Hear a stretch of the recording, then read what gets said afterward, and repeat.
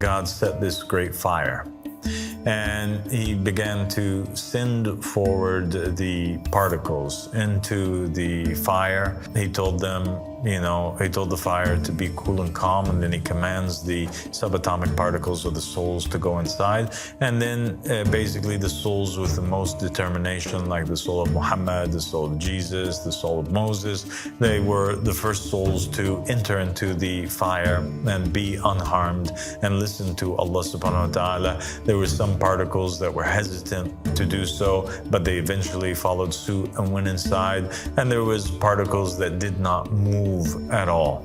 Allah subhanahu wa ta'ala, based on that, he has this conversation with Adam where he basically allots to each and every one of them their sustenance in the world, and he informs them of what it is that's going to take place. And the narrations are also very clear that the outcome of what took place in this world, where God was visible to these souls and the souls were in this very small state, that the outcome of those conversations and those tests affect what's happening here.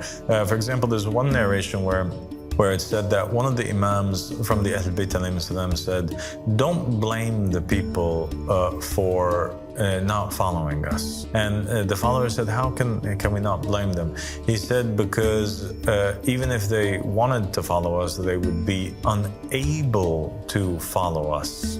And they would be unable to love us, for by Allah, nobody is able to love us in this physical world except that Allah subhanahu wa ta'ala had taken the covenant from them, and they would have succeeded in the previous world. And so the physical world becomes kind of like a second chance, an additional proof upon a soul that has already determined what it is that it was going to do in the Adam world before coming into this world.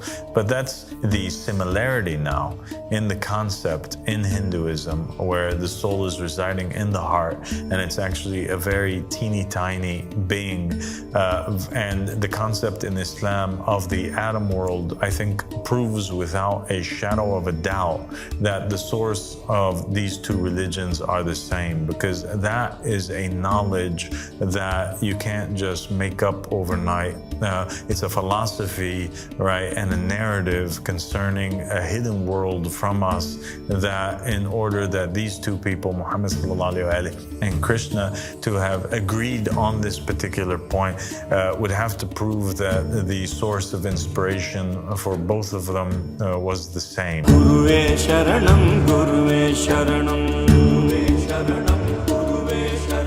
Pradosha Sivanayam Ma Sharanam.